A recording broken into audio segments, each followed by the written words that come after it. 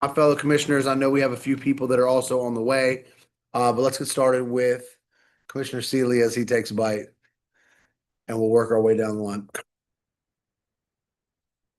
Commissioner Seeley. Will Russell, Planning Committee. Rebecca Wilden, Planning Committee. Rick Winiker, Planning Committee. I guess I should say my name is also Andrew Blumenthal, and it is my pleasure to chair the planning committee. With staff around the dais as well. Zany, we'll start with you, please. Planning Committee. Kathy Cornett, planning staff. Jason Pauling, planning staff. Maria Florin, planning staff. Erin Henson, planning staff. And then, yeah, around the wall as well. And if you're presenting later, we'll save the introductions for that point. Catherine Mahoney, planning staff. Erin Gillespie, planning staff. Thanks, Gretchen. Is there anybody online? All right, perfect. Well, now that we have our introductions out of the way, now we will move on to the minutes.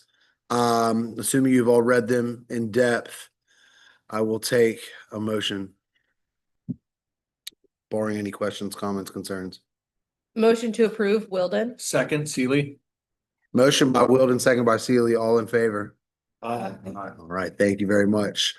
Do I need to make a motion to change the agenda or can I just do that? All right, so again, with the county commission meeting, we have a few staff members that need to be there. We're gonna make a few quick changes. We're gonna move agenda item number 7, the comprehensive plan for unincorporated South Mecklenburg update to first, followed by our mandatory referrals. Afterwards, we'll get to the identifying community-centered infrastructure and programming needs, followed by corridors of opportunity. Maria, I believe you are going to present on this one. Yes, correct. Thank you. Good evening, everyone. Yes, again, my name is Maria Florin. Thank you for allowing me to come and share a project update with you all for the comprehensive plan for unincorporated South Mecklenburg. As a reminder, I presented to this body here back in, I believe in June or July on this effort. So I'm back here today to provide another overview and recap on the project, give you an update on what's been going on, and then share the next steps with you all. As a reminder, Mecklenburg County and the city of Charlotte are working together on this project, collaborating to help to develop this effort. This initiative will provide land use guidance for the unincorporated areas shown really small in the red rectangle in South Mecklenburg County. As I mentioned, this land use guidance, it's a legal requirement in the state of North Carolina. This geography currently does not have any future land use guidance. So once adopted, this effort will fulfill those state requirements. And I have that legal requirement listed there on the map or on the slide. The project area is in South Mecklenburg County between Lancaster Highway, Providence Road West, the Pineville town limits, and the South Carolina border, as shown on this map. As a reminder, for the project schedule, our team began the pre-planning phase for this effort earlier this spring, where we coordinated on project development and a preliminary analysis of the project area. We then completed 2 phases of community engagement, where we went out into the community, shared the project with them, and had discussions to gather feedback on this effort. And then to conclude, we're now in the review and adoption phase of this effort. So the required land use guidance that's being developed through this plan will be represented by a policy map. To develop this map, the first step included staff developing a map with existing zoning districts. And we reviewed the zoning districts and the land use and the character of the area. And then we translated them to the most equivalent place types. Then with community input, we reviewed any conditions that might warrant a revision to another place type. And then we developed final recommendations. And then final recommendations will be reviewed and adopted by the Mecklenburg County Board of County Commissioners. Again, not Charlotte City Council, but the Board of County Commissioners. Since you all are familiar already with place types, I'm not going to go into detail on this slide to explain them, but I just have the 4 place types that are relevant to this effort highlighted here. And then again here, so that's neighborhood 1, neighborhood 2, manufacturing and logistics, and neighborhood activity center. And I know you all understand how place types and zoning work together, so this slide just helps to explain the purpose and the uses for each of those. So again, I won't go into detail here, but I have them here just for reference, especially in the area that is not as familiar with these two. So these place types that we're recommending, they do not change zoning districts or affect existing uses. They just provide guidance for future land use. If someone wants to change their zoning district in the future, they would need to apply for rezoning as they normally would here. And then staff and officials would refer to the adopted place type maps, policy map, to help inform their decisions on whether to deny or approve on a case-by-case basis. So I'll dive into the process for creating the policy map. As you can see, we have the existing zoning for the project area shown here. The majority of that is R3, and R5. Here, you can see we reviewed those zoning entitlements and analyzed the existing uses and then translated them to the most equivalent place type. And again, the majority of that R3 and R5 zoning, it went to neighborhood 1 with a few pockets of manufacturing and logistics, neighborhood 2, and neighborhood activity center. So with that map, we then held community meetings similar to the ones that we held during the community area planning process, and we shared the project effort with the community. Our conversations were primarily centered around these 3 focus areas. And we discussed with the community how these sites should develop over time. The first site is a storage facility site, and that was mapped as manufacturing and logistics. The second is a mixed-use site that has some medical and dental offices and a daycare facility. And then the third is a church site, Harrison United Methodist Church, where we held our in-person community meetings. During the engagement process in June and July, we had about 150 attendees total at the virtual and in-person meetings, and we received about 106 comments. That was from the in-person and virtual meetings, as well as our online comment form that we had on our website, and via emails and phone calls. And you can see here on our pie chart how those comments break down by category. We heard comments related to annexation, mobility, taxes, public services, the process for this project, zoning, and the main reason we were there to discuss, which was place types. Of all of the place type comments that we received, some were general questions, suggestions, concerns, or support, but the majority of the feedback that we heard was in support of or against place types for the focus areas. And so you can see the consensus for each focus area. The first one, which is the storage facility site, we did land on manufacturing logistics. For focus area 2, the neighborhood activity center, and then focus area 3 for the neighborhood 1 place type. And then, so this was the final recommended policy map that reflects what we heard from those community meetings. So since I last presented to you all this summer, we provided an update at the Mecklenburg County Board of County Commissioners Public Policy Meeting in September. And then yesterday we released the draft plan. Community members can review the draft plan and submit comments online on the project website until Friday, November 14th. And I have the website listed here, so you can view that plan online, or we have hard copies if you all would like some of those to review. So for the next steps, today we're providing this update to you all. Meanwhile, there's also a request to the Mecklenburg County Board of County Commissioners for the public hearing. If that passes, then that'll be on November 5th. At that date, that's the date where we would have the Planning Commission attend that as well and listen to the comments provided by anyone who joins for the public hearing. But then we'll come back to you all on November 18th and we'll share an overview of the feedback of additional feedback that we received on the draft plan. And then we would request your recommendation for adoption that would go to the Mecklenburg County Board of County Commissioners. And then tentative dates for adoption are either December 2nd or 16th from the county commissioners. And that's all I've got. Happy to answer any questions. On the map, what's the red commercial area that's like directly across the street from the community? Yeah, the commercial site that it's outside of the project area.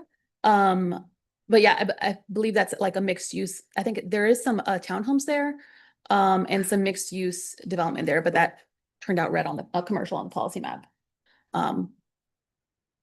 Yeah, on the Charlotte policy map. Do you know what's there now or no? Not exactly, no. Yeah. Thanks. Mhm. I can look on Google Maps also, so thank you.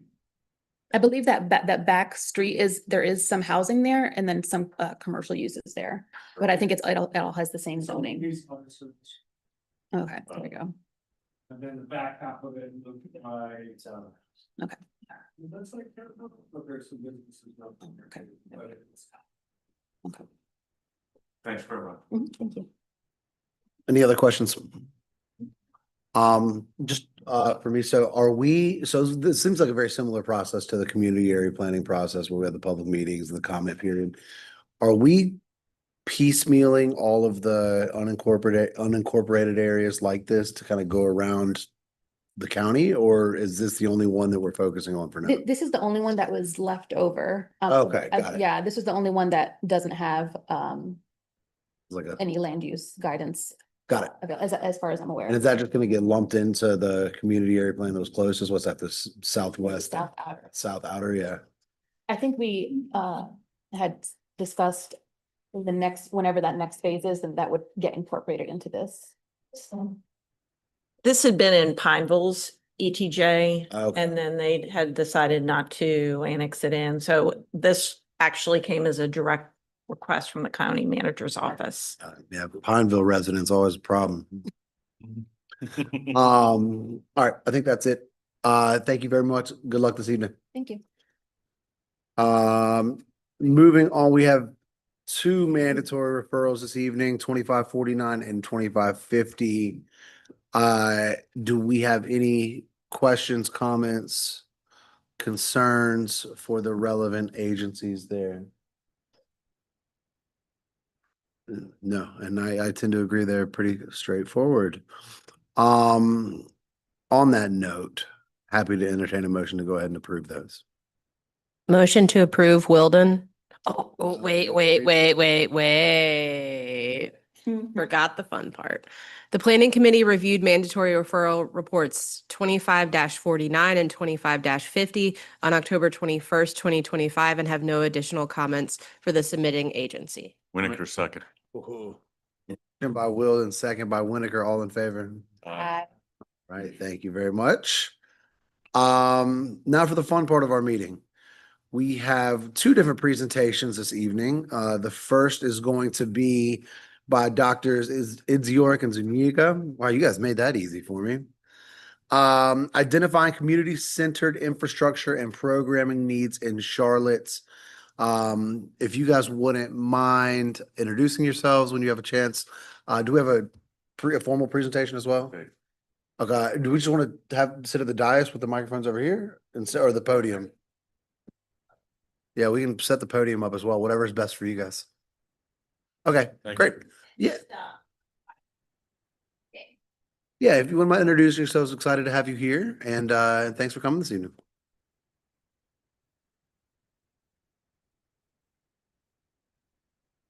Great. Well, thank you very much for having us. My name is Michelle Suniga, and it's a real pleasure to be here with you all.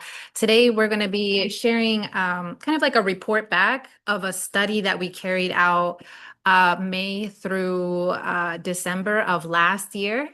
And so we're very excited to share the results of this study that focused particularly on some areas to pinpoint specific geographic areas where there could be some infrastructure changes to meet the goals of 10-minute neighborhoods. And I'll walk us through that presentation.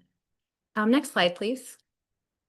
Here's just a little bit more about us. I teach urban and community planning at the Department of Earth, Environmental, and Geographical Sciences. I research transportation projects as well, and environmental justice and community engagement. Catherine, would you like to introduce yourself and talk about your work? Sure. And thank you also for the opportunity to share this work with you all this evening. My name is Catherine Idzorik. I'm an assistant professor of geography and community planning in the same department as Michelle. And my research focus is community resilience. I'm thinking about both acute disasters and long-term hazards. And I have a focus on urban heat and also do research on transportation and resilience more generally. So thank you. Next slide, please. And here is an agenda of what we will walk through in our presentation. First, I'll share a little bit about the introduction, sort of the motivations of what led us to this research, the partnership that we had with the Planning, Design, and Development Department. I will talk about the study areas that we focused on for this research, the approach that we took as well to gather data from the communities that we reached out to. And then Catherine will share with you the findings and recommendations, and then we'll open it up for questions and answers as well. Next slide, please.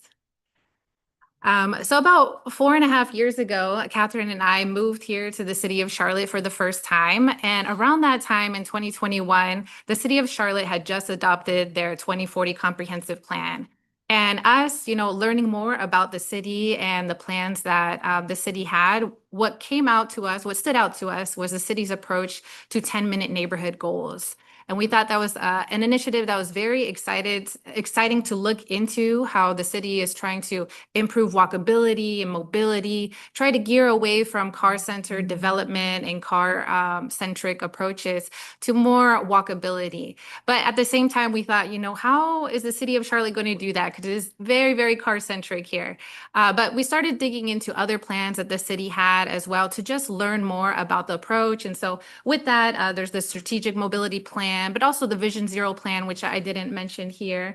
But that also led us to learn more about some of the issues that the city of Charlotte was facing, some of the economic mobility challenges here in the city of Charlotte, especially when it came to the Chetty study that talked about Charlotte being last on the list for economic mobility.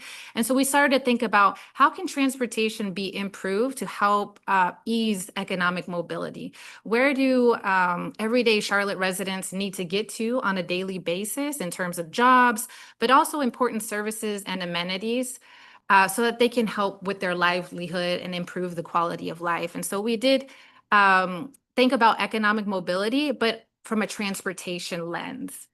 So with that, we started to learn more about public transit concerns, biking concerns in the city, and we wanted to dive deeper into this topic of 10-minute neighborhoods. Next slide, please. And so with the Urban Institute at UNC Charlotte, we were granted a grant from the Gambrell Foundation to carry out this study of learning more from residents about what would make up a 10-minute neighborhood for them, or what are those important services and amenities that they need in their community to reach this goal. And we were very fortunate to partner with some community engagement, community organizations to learn more from their residents that they reached out to. And as I mentioned, Catherine and I had just moved here. And so a lot of that took trust building with community groups who then connected us with several unhoused individuals or the homeless population, connected us with extremely poor residents as well, or those also who were recent immigrants. So these are hard to reach populations to learn more about their transportation challenges that they were experiencing here in the city. And at the same time, Catherine was leading an effort of Charlotte Heat Mappers, which is an initiative of researchers at UNC Charlotte to study extreme heat here in the city of Charlotte. But with that, thankfully, we were recognized for our efforts of community engagement. We were able to produce a journal article with the transportation research record, but also a public-facing report that is online. And we were able to win an award with APA North Carolina in 2024. And with this effort, the Department of Planning, Design, and Development reached out to us, Kathy specifically, to carry out research with the city as well and carry on this same research to identify infrastructure and programming needs in the city of Charlotte. And so that's how this partnership came to be. Next slide, please. And here's our timeline. As I mentioned, we started in May of 2024 by first deciding which study areas we would choose for this study. And I will walk us through a little later on those study areas. Then we developed the focus group questions that would be important to carry out, as well as the activities as well. In July, we submitted our research to the IRB at UNC Charlotte to make sure that we were carrying out this research in an ethical manner. And from July to August, so some of the hottest months of the year, we carried out this work so that we can learn from residents about their transportation issues, but also in the context of extreme heat as well. August to October, we analyzed all of the data results that we had. From November to January, we developed a report. And in January, we shared the report with the Department of Planning, Design, and Development. And now, fast forward to today, we're here sharing the results to you. Fast forward to the next slide, please. So these are our study areas. We decided to focus on 2 corridors of opportunity, the Central Albemarle Corridor of Opportunity, because this was an area that we already had a working relationship with one of the community organizations, the Latino Coalition, for example, which was very helpful in helping us connect with Spanish speakers in the area. We also had a working relationship with others in North Graham and North Tryon, the Corridor of Opportunity. And then we used the Equitable Growth Framework to select our 3rd area, which was the South Boulevard Corridor, where there has been exponential growth. And many of these areas have been marked as historically disinvested and areas where there's a lot of change occurring. And so we thought they would be the good places to focus this research on. Fast forward to next. Here are some of our key partners that I would be remiss to not mention. They were extremely helpful for us. As I mentioned, there's a lot of trust building that needs to go into this kind of work. And so we were fortunate to connect with some of the existing partners that we had from our previous project, but also the city also helped connect us with some existing partners in the other areas that we had not focused on previously.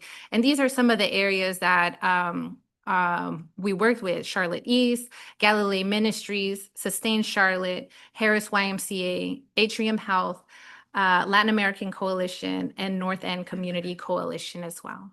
Next slide, please. And our research was guided by what infrastructure and programming challenges do residents experience in their communities? What extreme challenges do residents experience in their communities? And what interventions do community members suggest as well, so that we can provide some community-driven recommendations? Next slide, please. So our approach was to use asset mapping. So we printed out large maps, put them on cardboard, and then placed them on the table so that residents could locate those important services and amenities that they needed to go to. We provided them with sticky notes, pens, markers, stickers, so that they can identify those areas where they felt safe crossing the street, but also those problem areas where they did not feel safe at all. And in that process, they started to share some stories about some, good times, but many times there were challenges or scary times with crossing the roadways. So we had focus groups where we focused on transportation barriers, and we asked questions about extreme heat. We held 3 focus groups in English and 3 focus groups in Spanish, and we had 2 focus groups in each of our study areas. The sessions were all recorded, and the city staff, who you can see Gretchen here in the photograph as well, they were very helpful as well. Maria, for example, helped out with some translation as well in the Central Albemarle area. So thank you to the staff who helped with collecting data. Next slide, please.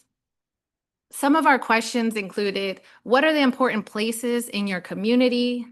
What challenges do you face in getting to these places? How do you get there? How long does it take you? Where do you feel safe? Where do you not feel safe? Why? And please keep in mind that we're all referencing to the maps in their areas so that they can pinpoint these areas. Where do you feel the hottest in your community when traveling to the important places mentioned? And where do you feel the coolest? What challenges, if any, with heat do you experience? And what interventions would be helpful, and where are these interventions needed? Next slide, please. And so after collecting all of our data, and really after every session, we would get together on Zoom with the planning department to discuss what we heard. What were some of the themes? What were some of the things that were surprising that we heard? Just to have debrief sessions. But ultimately, Catherine and I took the data, the maps in particular, and our notes. We transcribed the recordings so that we can look back at the data and see, okay, what was being said? What are the themes that keep emerging? What is challenging? What are the challenges? What are some of the interventions that are suggested as well? So we can document those recommendations and the themes that community members were bringing up. Next slide, please. So with that, I'll pass it over to Catherine to share the results of our study. All right, thank you so much, Michelle, for kind of setting the stage for this work. So as Michelle mentioned, we worked in 3 different study areas. So I will walk through them each in a little more detail, but next slide, please. We did have some overarching issues that came up in all of the study areas across these different focus groups. And so when we get to the next set of slides where I walk through each of the communities, a lot of these topics are going to show up. I'm not going to go into them all in detail, but I thought we kind of lay them out here so when those come up, you can kind of see what they're in reference to. So we talked with a lot of folks who use transit to get around the city or who rely on walking, several folks who are carless individuals. And one of the things we heard across all of the focus groups was that inefficient, unreliable transit was really a barrier for people to get to the places that they need to go. And so we heard a lot about folks waiting a really long time for the bus to come, buses not showing up, just not being able to depend on the transit system. And then along with that, we heard calls for more bus stops, both kind of all along the main routes, but also in neighborhoods. So people that have to walk out to the busy street to get on the bus, and improved amenities at bus stops, which also plays into heat. Actually, the transit and the heat are very much related. When we talked about having to wait a really long time for the bus, people mentioned that when it's really hot outside, to take a long walk and then to wait for a long time in an unshaded location was really uncomfortable and becomes dangerous in some situations.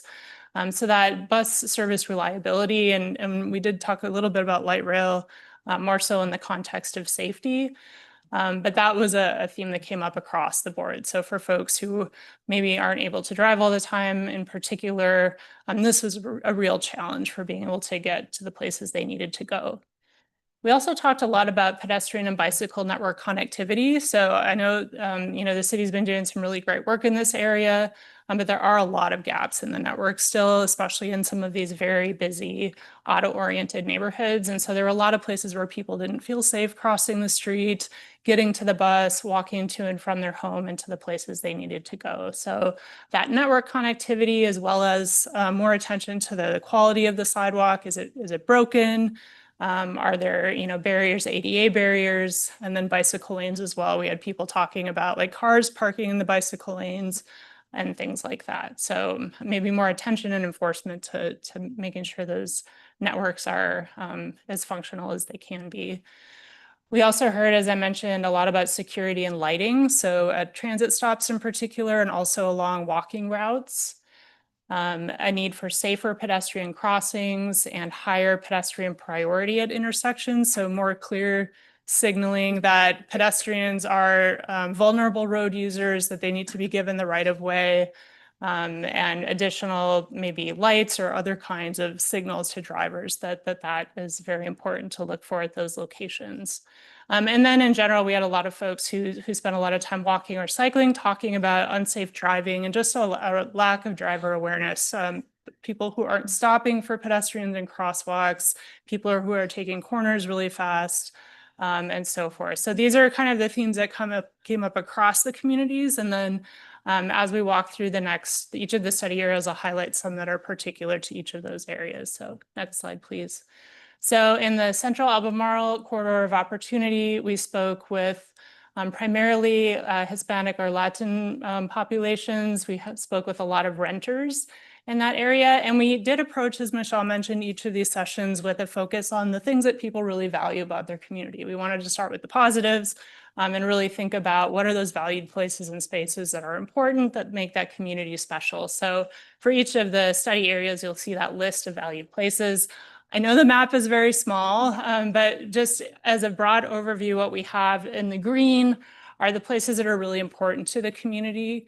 And then the areas of concern are in that bright pink color, and those areas that they highlighted on the map are often intersections or places that need some intervention. And we don't have time to go through all of them in this meeting, but we do have a QR code to link to the full report that you all can look at all the tiny text later on. So please don't squint.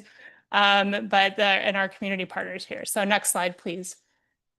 So in the Central Albemarle Corridor, in addition to the topics that we covered on that overview slide, we did hear a lot about poor connectivity, both within the neighborhood, with W.T. Harris Boulevard being a major divider between the east and west sides of the community, and people having a lot of trouble crossing that street, especially as a pedestrian or a cyclist.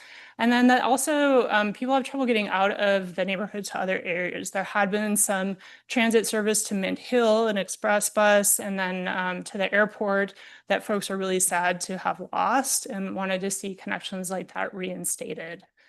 Another thing that came up was a desire for a greater mix of uses, particularly on the east side of W.T. Harris Boulevard, so that people could walk to more of those destinations. So very much in line with the idea of the 10-minute neighborhood.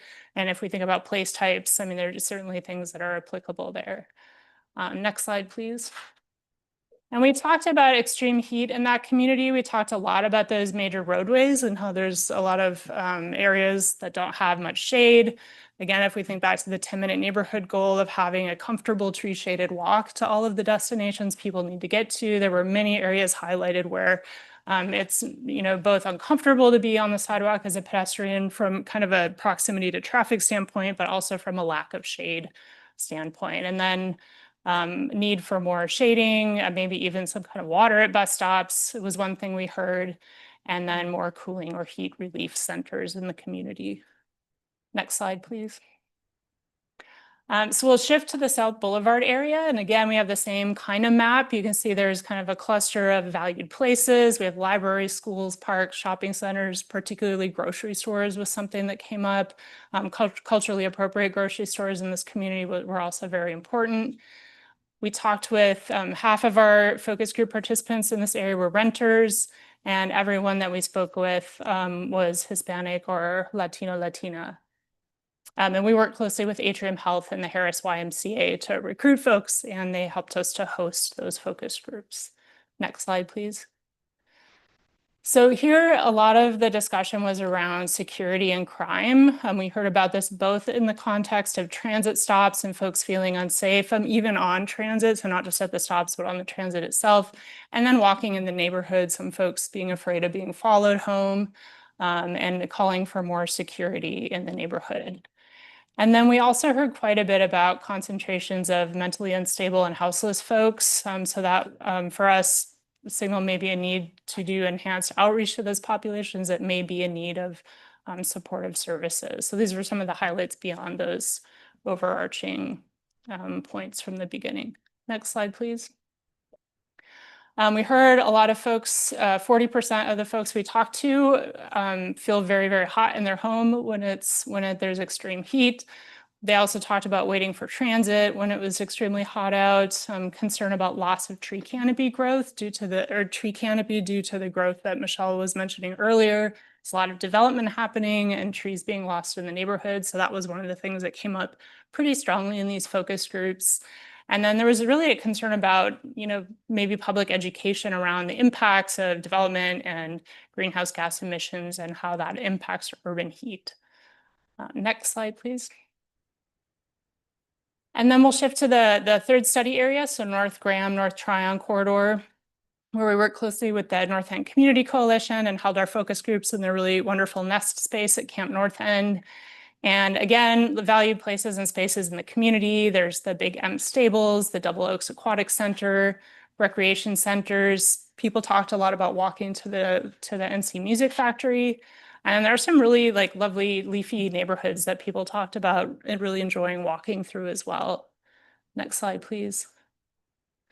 And so here again, you'll see some of those same themes come up, kind of what we heard about driver safety and crosswalks in poor repair or missing and safety at night. One of the things we heard that was a little bit different that stood out here was that there are several abandoned properties or underused areas that seem to kind of be taken over in some instances, and there were a lot of concerns about sanitation and crime. So those are marked on the map, particular areas that came up, but there were also some really interesting ideas about how to activate those spaces and maybe target them for some kind of intervention. Next slide, please. Again, in this area for extreme heat, the transit issue came up. So both the having to spend extra time outside on those hot days, and then the need for more shelters at bus stops. There was a call for more trees and green space. The community also mentioned, so the Double Oaks Aquatic Center was highlighted as a community asset, but they also mentioned that there had been a pool in the past that was much, much larger, and the community really missed, and that it had closed, and the community really misses this pool, and the one that they have is not large enough. And that was something that came up in both of the focus groups in that community. And then some people even adjust their behavior when it's hot out to walk at night, but then they feel unsafe because of concerns about crime and lack of lighting. So those are kind of some of the areas where both transportation and heat intersect. Next slide, please. So again, there's a lot of text here. I won't read all of them. We have some summary recommendations in the report. And I know that, we know these are things that the city is doing already, but would just like to emphasize, the importance of this outreach and really getting to know community and their stories, really budgeting for some of these items, constantly evaluating the infrastructure and programs, maintaining data that can help to secure funding and to kind of track the equity indicators for these areas. Continuing to build partnerships, and one of the ones that comes up over and over again is working with CATS on some of the transit issues, because they tie in with all the things that the long-range planning folks are working on as well. And then the projects, so thinking about both short and long-term heat mitigation in conjunction with a lot of the other work that's going on around 10-minute neighborhoods and transit, and again, collaborating with CATS. Next slide, please. And then we also wanted to highlight some connections to the Strategic Energy Action Plan process and community area planning. So as part of the CEAP Plus update, the climate risk assessment that was done identified extreme heat as a top risk climate concern or top climate risk concern by the folks who responded to that survey. So it's really something that's on people's minds. And I think as we think about folks who are relying on transit or walking for transportation, we can see how some of those impacts are happening. The CEAP Plus also recommends updating the equitable growth framework to include land surface temperature as a measure of the environmental justice metric. So starting to build that into some of our equity measures. The community area planning piece, we mentioned the 10-minute neighborhood goal from the Future Charlotte 2040 Comprehensive Plan.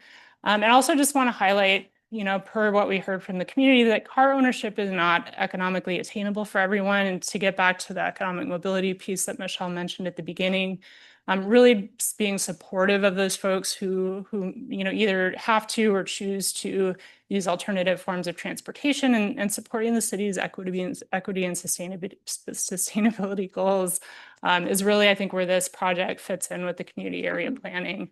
Also, the different pieces of the 10-minute neighborhood goal with the comfortable tree shaded walking routes, and thinking about what amenities are available in each community. Cooling centers could be something that's kind of included along with that. We're planning to, or there is a projection that we'll see twice as many extreme heat days in Charlotte by the year 2050. So if we think about our 2040 horizon and then a little bit beyond that, it's something I think we need to be really building into our longer term planning. Last slide, please, I think is last one. Yes. So thank you very much for your attention. We're very excited to have this opportunity to share with you. We're happy to answer questions. The QR code for the report is here. So all of those maps and recommendations are in there in more detail as well. Thank you. Thank you both very much. If you don't have a chance to scan the QR code, would you guys mind sending a link to that just around to Kathy to share with the group? That would be fantastic, just in case we don't catch it this evening. That was a lot. That was a lot. I mean, in a great way, but it's just kind of a lot to process. And it would not surprise me if there are some follow-up questions once we all have a chance to really dig in and go, like, read the fine print, right? But in the short term, do we have any additional questions? We'll start with Commissioner Neely. We'll work our way around this way.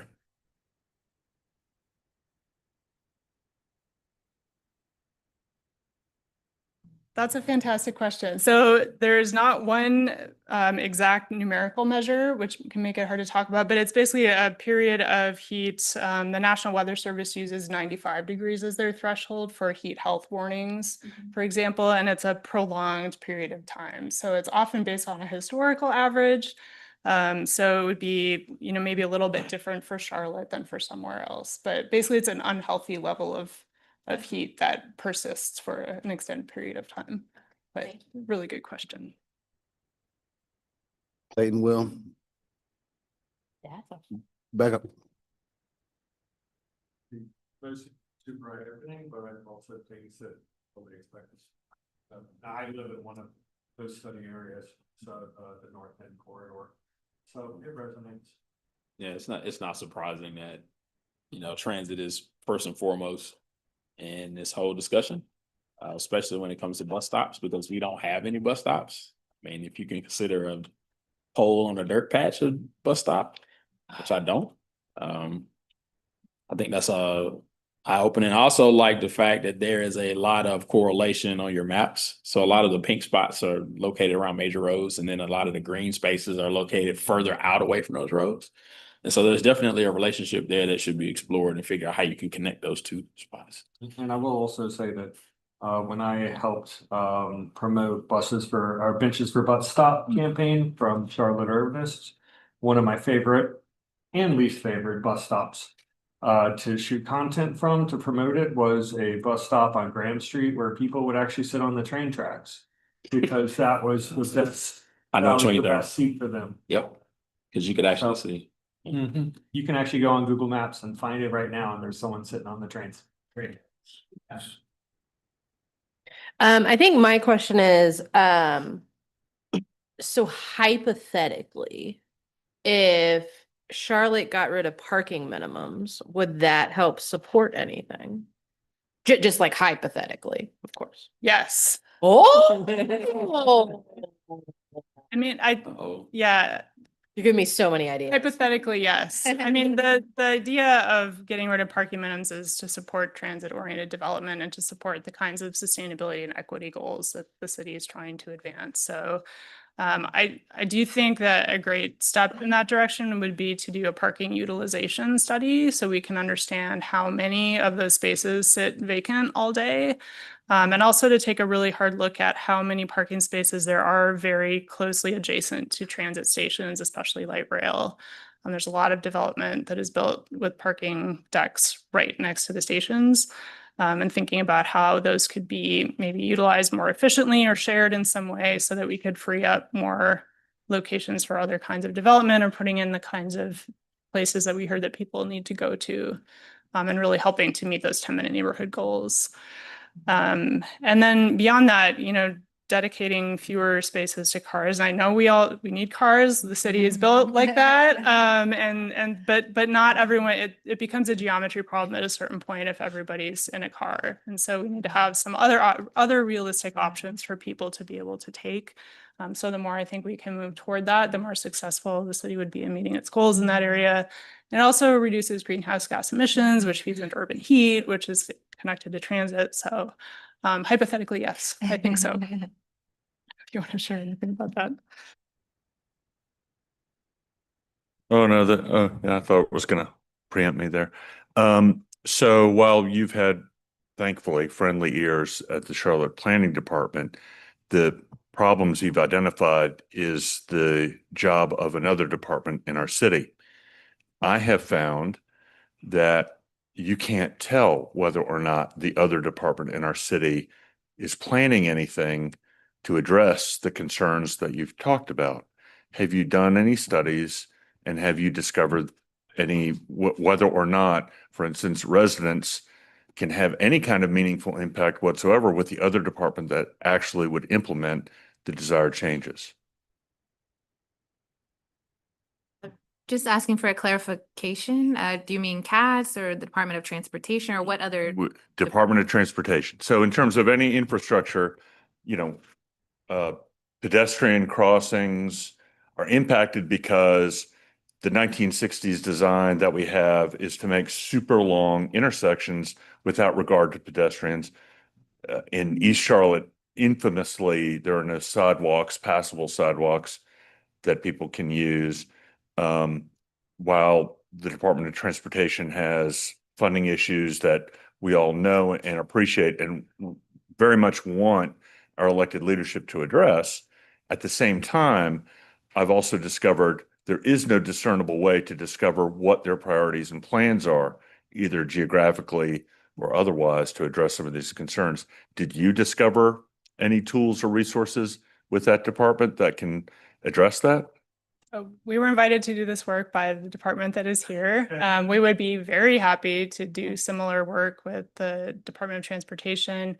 I appreciate the challenge. Land use planning and transportation planning are completely inextricable. So until there's a mechanism for those two pieces to work together, it's going to be really hard to solve any of these challenges. I think that, correct me if I'm wrong, but having a planning department that is entirely separate and cannot in any way influence what the Department of Transportation is doing, at least not directly, makes planning an exercise in futility. And, you know, we can light wishes and float them up into the air, but that's it. Are there have you discovered other departments, for instance, that have addressed equitable transportation solutions in other communities that involve transportation with planning in a different setup? What would be good examples of those other communities? Well, in terms of a study of this caliber, we have not worked with the Department of Transportation on this project, but I am beginning conversations with the Department of Transportation through a preliminary study with students right now in my urban planning methods class, who they're focused on two study areas, the University City area and the Central Albemarle area as well, using GIS to study sidewalk gaps, bike lane gaps, and connecting it with Vision Zero efforts and the high traffic fatality count as well. So we're beginning conversations of looking at some of those hot areas that need to be addressed and where infrastructure changes need to happen, traffic calming needs to happen as well. So we're in the preliminary phase.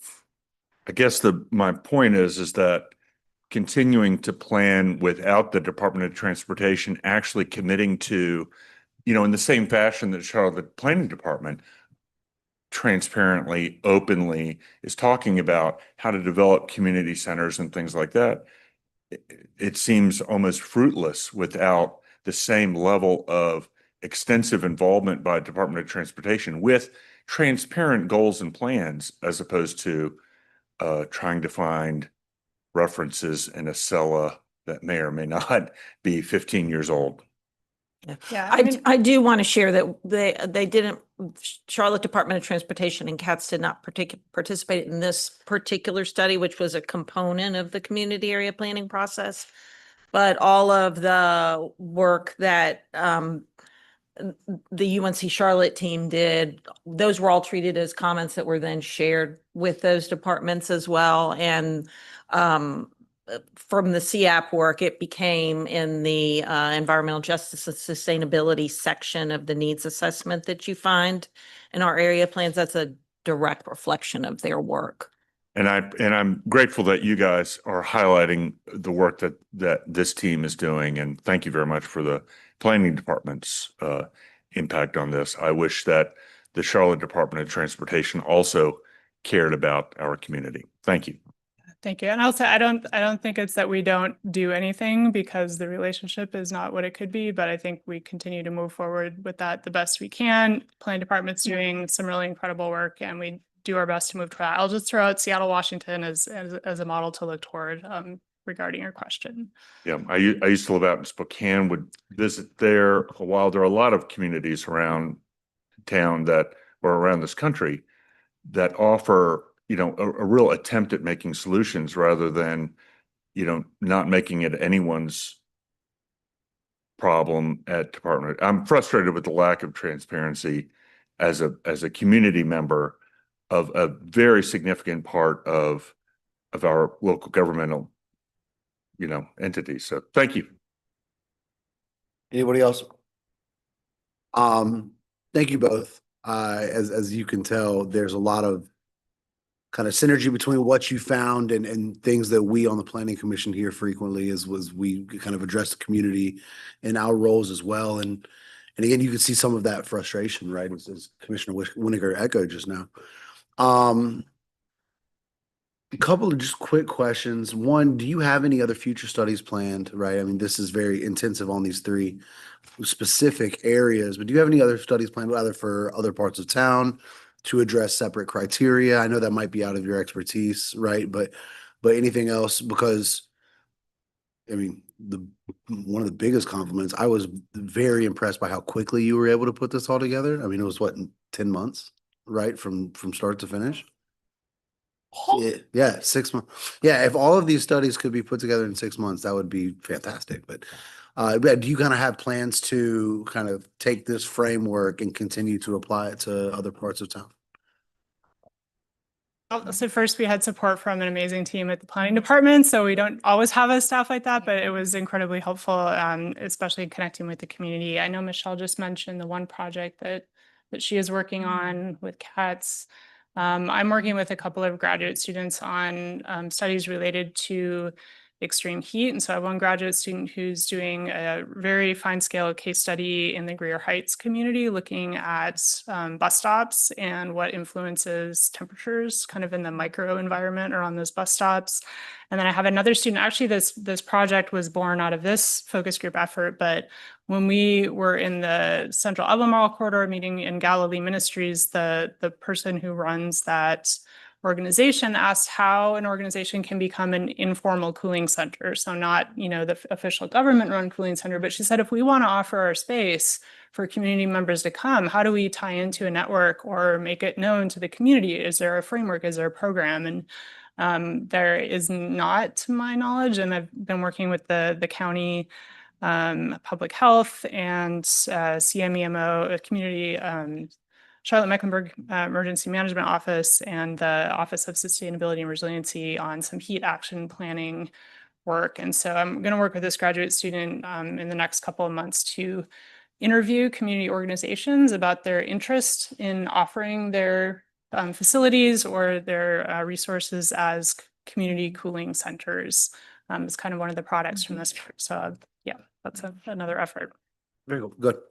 And just real quick, statewide, I'm looking at the Reconnecting in Communities initiative. I'm not sure if you're familiar with it, but I believe the city of Charlotte was awarded a grant to reconnect communities. It was a federal grant during the Biden administration to reconnect communities that historically were torn apart through freeways.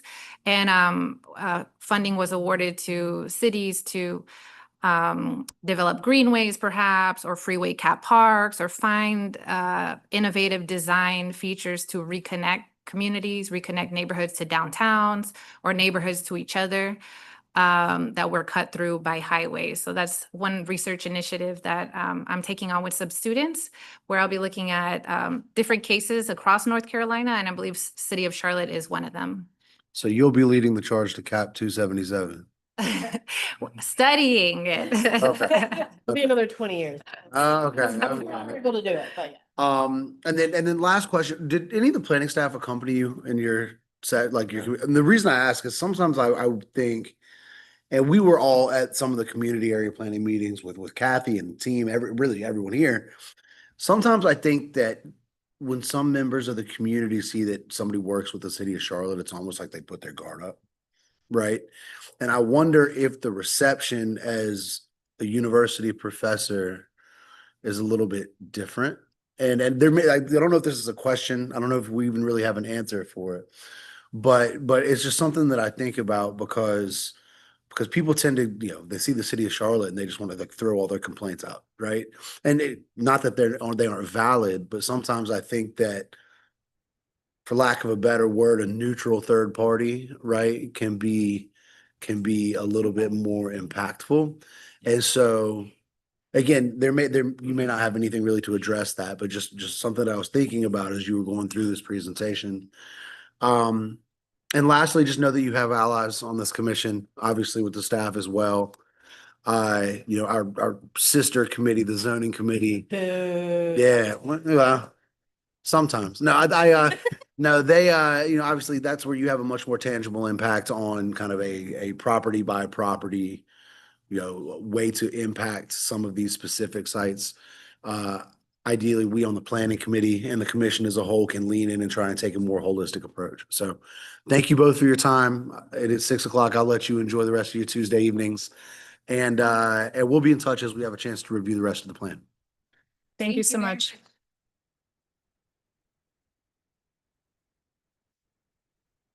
All right, last but definitely not least, we have an overview and update on corridors of opportunity from Aaron. Aaron, if you would, I guess you introduce yourself at the beginning, right? So we're good. Yeah, and I can do it again as well. Thank you. You can do it. So, well, thank you all for inviting me to present an overview of the Corridors of Opportunity project. My name is Erin Gillespie, and I serve as the executive manager of this program at the city. So Corridors of Opportunity, you can go next slide. I realize I don't have a good method here. So we are carrying out the city's strategic investment and implementation of programs, services, partnerships into 6 different corridors around the city. And we do that through a team of teams approach that we like to call it. So we are the corridors team is a team of 5. We sit across different departments, but all work full-time on how the city is investing in those areas. So we have folks who sit in economic development, within the urban design team and planning, community engagement, CDOT transportation, and then I am embedded in leading the work from the long-range planning team. So our work is really, these are our 6 corridors. I'm sure you all are familiar with them, but it's essentially that crescent or arc geography of Charlotte. So we support work here really to foster thriving communities for residents and businesses, build lasting legacies. So our work is really about engaging the folks who have called the corridors home for a long time and look to continue to do so for generations, and then growing communities equitably. So really centering equitable development and implementation as we move forward. So to date, the city has invested $96.5 million city dollars into the program, and we have been able to match that because this really is about a public and private partnership with about 160 million either private or federal funds to date. So it's about setting really that vision for how the communities grow and develop, and really holding our partners to that vision. So I wanted to make sure I covered this. Our work is really embedded in and sits within the structure of the 2040 plan. So of the 10 citywide goals, our work is really tied to 6 that are most closely aligned with economic mobility and opportunity. So all of our projects, partners, programs are kind of organized by these 6. And then we also have implementation teams that work to advance work that fall within each one. So we call them our work streams. So all of our work kind of feeds up into these 6 goals. Within the city, and then also with some county staff, we've kind of set up 6 teams, 1 per work stream or goal. And they're really made up of the folks who are day-to-day leading that work that is taking place, whatever service or program it is that the city or the county might be providing within that corridor. So they're really our subject matter experts, our core team. We are connecting dots, aligning projects and resources, and often, Jacks and Jills of all trades. But the folks who carry out this work and are organized within these implementation teams are really the experts who are advancing it. So I've given you all here, this is really an overview of process, and then I'll follow with a couple examples of implementation. So we're really just gonna hit the surface because there's so much happening in corridors. But really quickly, our process in any one corridor really starts with community and ends it with implementation, but that becomes just another starting point as well.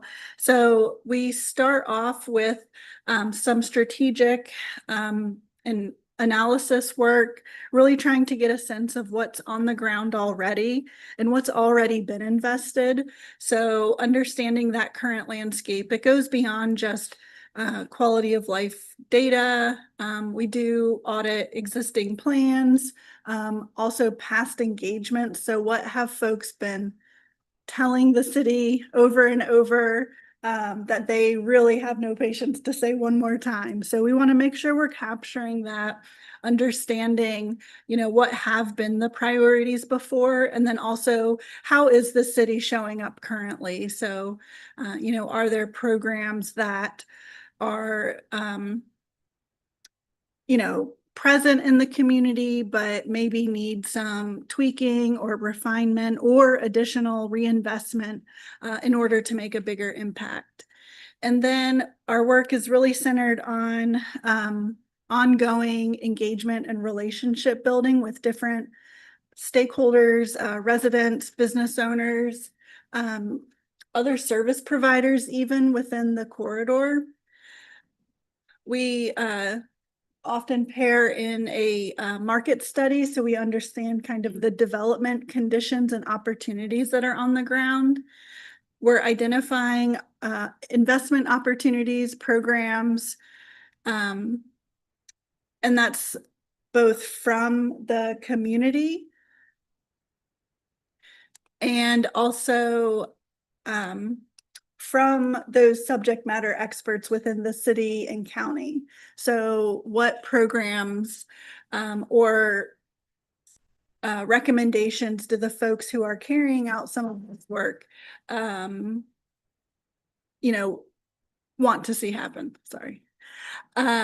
In addition, we're looking to understand what our partners are doing on the ground. So if it's a service provider like United Way or even the YMCA, we want to capture what kind of programming that they're providing and also kind of fold that in when it comes to creating that shared community vision and that path forward.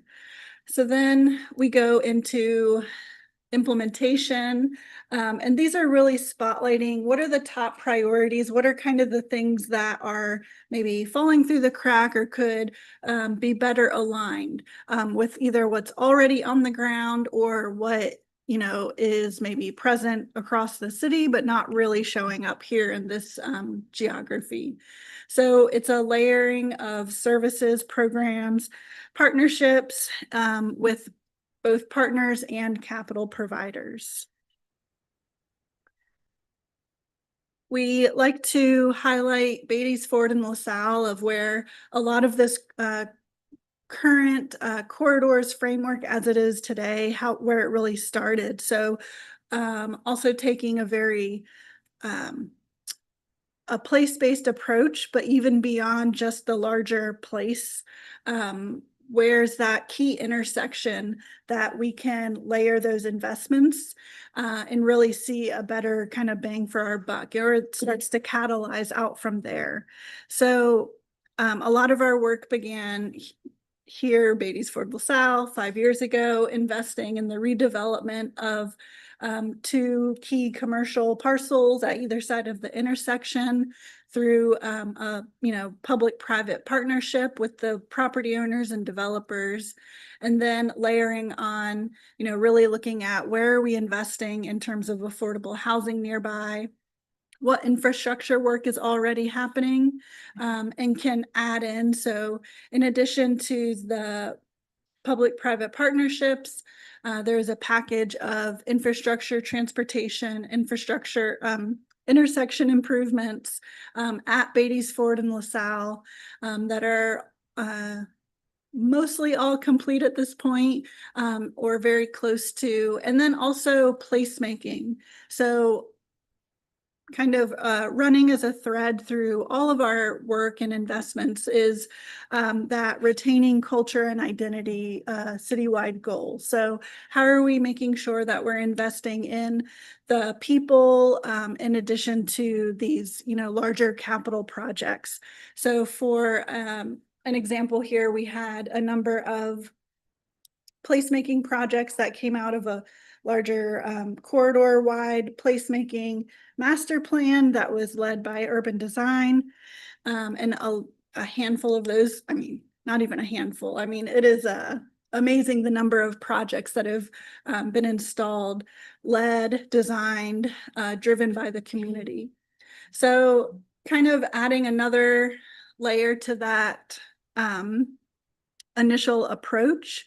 It's investing in the infrastructure, the built environment, the buildings, and then also adding in some programmatic investments. And so what I've added here is a recent example from our small business and business district partners, where we've been investing in growing out the capacity of our economic development partners who are more community-based, building out business district organizations within the corridors. So they're offering that other layer of support and advocacy to the small businesses that are opening up, moving, expanding, or have been on the corridor for years and years and are essentially helping galvanize the community identity of that place. And so this is an event that HWEP, our business district partner on Beatties Ford, has been hosting these monthly small business meetings that are also paired with some kind of community activity. And so they hosted at Archive a small business seminar workshop, and then after that ended, opened up the doors for a Spades and Fish dinner event. And the photo is from that event where they had so many folks. They had a line out the door. They had had to bring in extra tables and chairs and ran all along the entire front of the building because they had so much demand. Even brought in more fish so they could make sure everyone got a plate. And so they were out there, really just supporting the community and creating that really nice opportunity into the night. Yeah. I agree. I agree. You're the foxy bird. Yes, it is. Yeah. So, just a long list of other programs, projects, and partnerships. I've got a couple more examples that I'll walk through. So one of our other kind of signature projects is in the Sugar Creek corridor, where the city a few years ago purchased the former Economy Inn Motel off of Reagan Drive. It was a long time challenge that had been identified by CMPD, the community. Really, the city had exhausted kind of all of those programs and levers that we have over the years, but it really took this coming together, the corridors approach to really change and move the needle. So through the corridors program and with public-private support, we were able to purchase the building, relocate the folks who had been living there long-term with some of our relocation assistance partners. General Services led the entire remediation process and demolition. Apparently the state said it was like one of the worst asbestos cases they've ever seen. So got that. Basically the whole building became a bubble for a few weeks.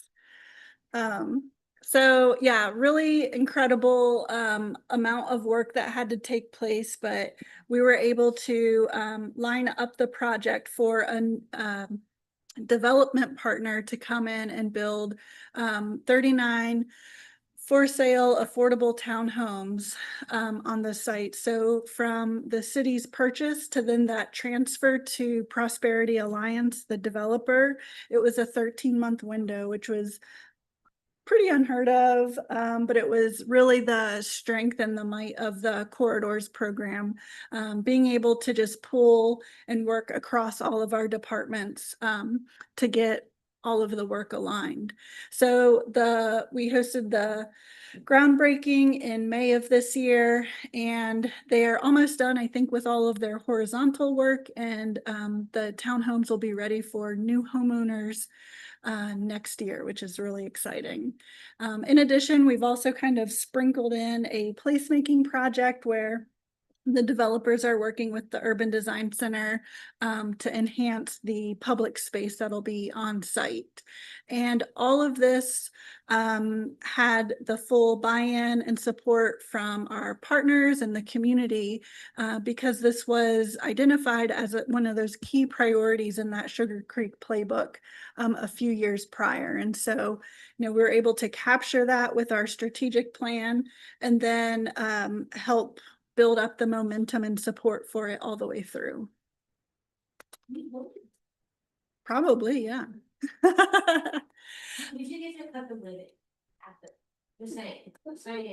Hey, yeah. Happy to make sure it's on your calendars, and we'll have for that one. I think it'll be like the longest ribbon in the world. Just there were so many hands that helped out.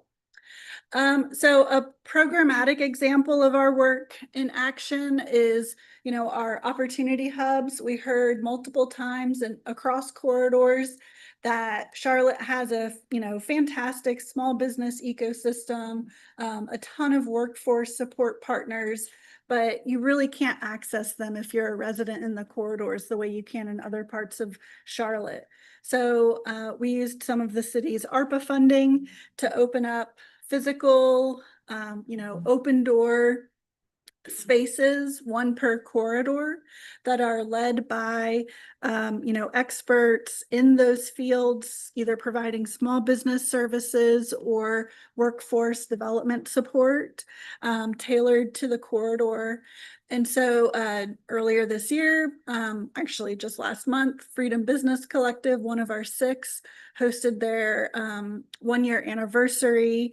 They're located off Enderley Road.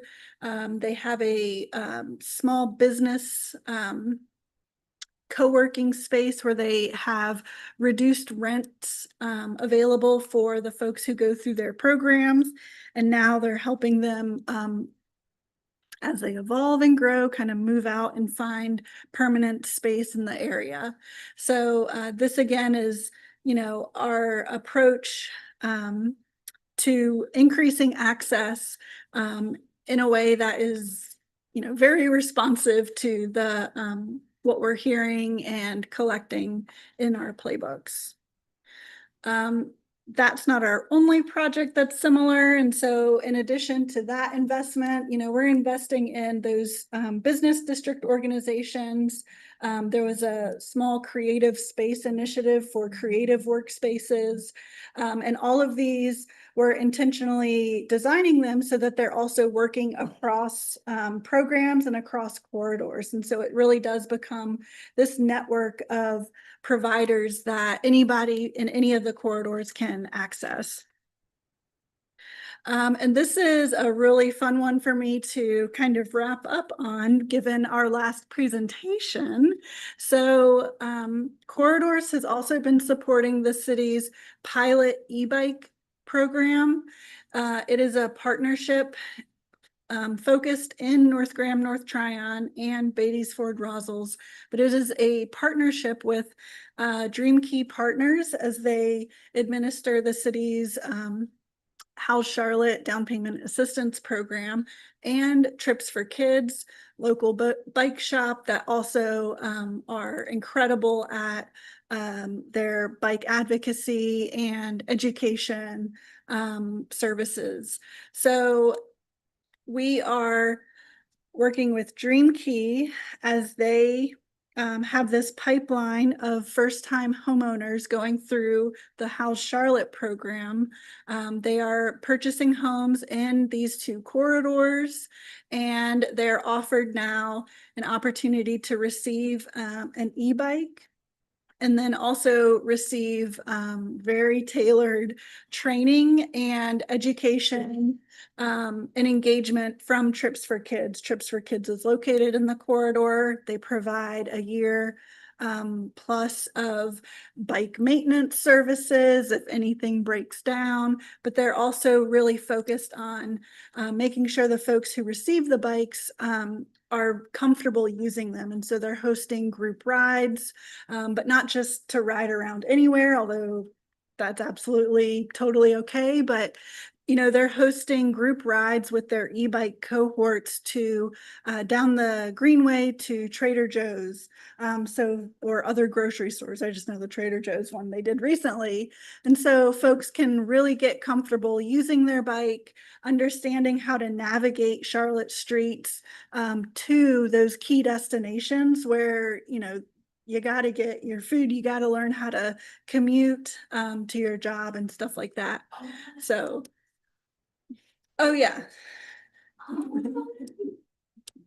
So we have really built this program from scratch based off of the strengths of our partners and of course, the support by the city. And it's, to me, I don't think anywhere else is doing it like this. And so we're really helping connect that triangle of, the things that you need for that true economic opportunity. So, mobility, transportation, housing, and then community, because the level of kind of community support that our partners are baking in is just unbelievable. This is an example of one of their group rides that is such great kismet that could only happen because of the partners that we have in Charlotte. So North End Community Coalition was hosting an event at the park sponsored by Lowe's, offering free plants. It was this time last fall. And so the e-bike cohort that was active at the time, Trips for Kids and Dream Key organized this ride over to the park and then taught them basically how to attach hay bales and transport moms using your e-bike. And so it was just amazing. Expanding what we thought, anyone thought they would be able to get done. So in summary, you know, corridors, we're really working hard to connect the dots between our different funding partners, service providers, even within the city, you know, how the different departments are working together. And we're really also eager to just continue creating those opportunities for future investment and funding. So I think this is where I leave you, and happy to entertain any questions. Aaron, thank you. It's fascinating to see a spotlight on some of these projects. Do we have questions on the desk? Clayton? So going back to the affordable townhouse projects, I live within that corridor of opportunity, so I'm with the goings on.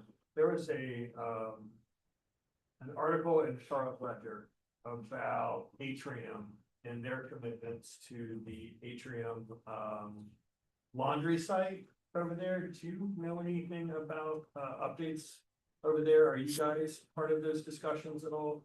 So I believe that is part of the North Graham, North Tryon corridor. The Economy Inn is Sugar Creek, so it's a different site. And I think that project is tied in with the overall kind of like Delahaye Courts reimagining. And so there's sort of a separate team that's working on that. Corridors is supporting it. We've been a part of it, but we're not like, that's also a, you know, specific conversation, I think, between the city and Atrium and all that. Okay. Mhm. Any other questions? I had one, I was on the website briefly while you were talking, and I see the 2022 and 23 annual reports. Has the 2024 been published? Not yet, Okay. but we will get it on there. Okay, I was gonna ask if it just wasn't on the website, I would love to see it. Yeah, so we're hoping to get that one on there shortly. And then we'll also, you know, have a 2025 in a few short months as well. Just put them together. Yeah. Aaron, thank you. Assuming no other questions. Thank you for your time and thank you for sticking it out with us tonight. I believe that is the last item on our agenda. Kathy, do we have anything else pending? I think I mentioned to you guys, we have a few irons in the fire right now for next month around, call it creative strategies to you know, approach affordable housing. We have Pivot Point, which is kind of a kind of a middle housing between homelessness and buying a home. We have Clayton's connection with Aaron Lubeck, and actually Clayton, if you can follow up on that, that'd be awesome. And then we also have a connection from Monica with, you were in the meeting. What was that yesterday? Why can't I remember? It's Whitney somebody. What in the heck? Whitney Wilkins. Oh, Sage Investment Group. Yes. Sage Investment Group. So we also have an invitation out to her. Some of those may be virtual, and I mentioned this to Aaron. Virtual's fine. Kathy confirmed that we can set that up. That list is far from exhaustive. If there's anybody else that you think would make sense. About Mr. Will Russell. Will, come on. Yeah, honestly, we might put, if no one else says yes, we'll put Will on the spot. On that note, thank you guys. Don't think we need a motion, so we'll just go ahead and wrap this thing. Can- Does it have to be on the record or? No. All right. Motion Have a to great, adjourn. have a great night, everyone.